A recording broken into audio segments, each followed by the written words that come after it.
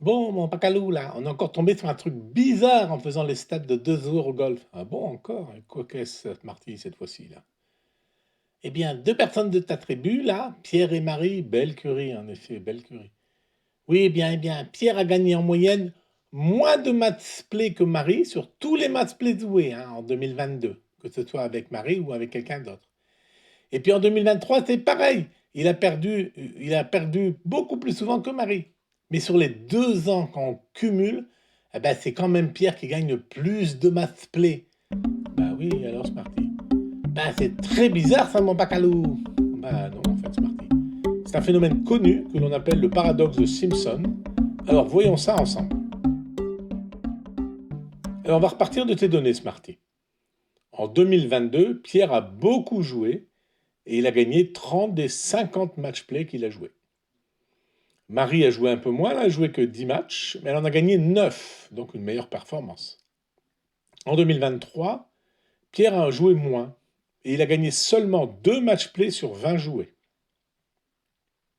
Et Marie, elle, a beaucoup plus joué, elle a joué une cinquantaine de matchs, et en fait, elle en a gagné que 15, mais quand même 15. Donc on voit en 2022 que Pierre a un taux de réussite de 30 sur 50, 60%, et Marie 9 sur 10, 90%. Là, il n'y a pas photo, Marie mène largement en 2022. En 2023, Pierre a fait 2 matchs gagnés sur 20, 10% de taux de réussite, et Marie 15 sur 30, c'est-à-dire 30% de réussite. Bah, là encore, Marie mène largement. Et maintenant, je somme les 2 années. Du coup, Pierre a gagné en tout 30 plus 2, ça fait 32 matchs play, sur 50 plus 20, 70 matchs joués. Ça fait un taux de réussite d'environ 45,7%. Et puis je regarde Marie, elle a gagné 9 plus 15 égale 24 matchs play. Sur les 10 plus 50, 60 joués en tout. Ça fait un taux de réussite de 40%. Eh bien, sur les 2 années, Pierre mène sur Marie. Ben, c'est hallucinant ça, mon pacalou.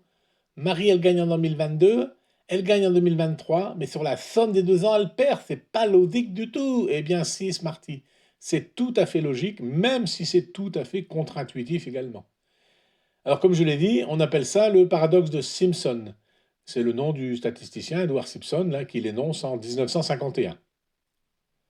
Et on l'observe dans des phénomènes sur des groupes ordonnés, c'est-à-dire par exemple moyenne du groupe 1, toujours supérieure à la moyenne du groupe 2, série après série, année après année.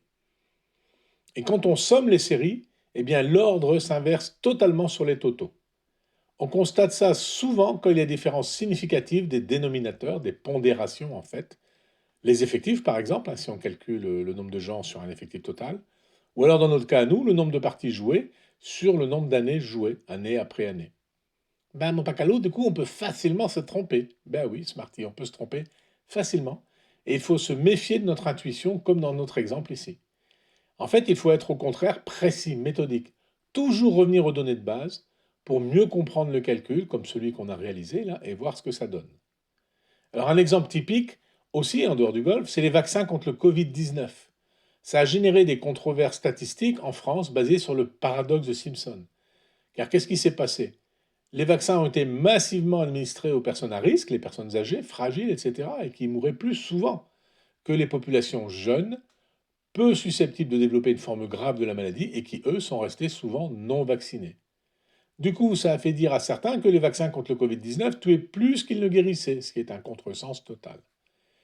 Je te laisse voir sur YouTube des vidéos approfondies sur le sujet. Par exemple, il y a celle de Defacator qui débug les fake news sur sa chaîne.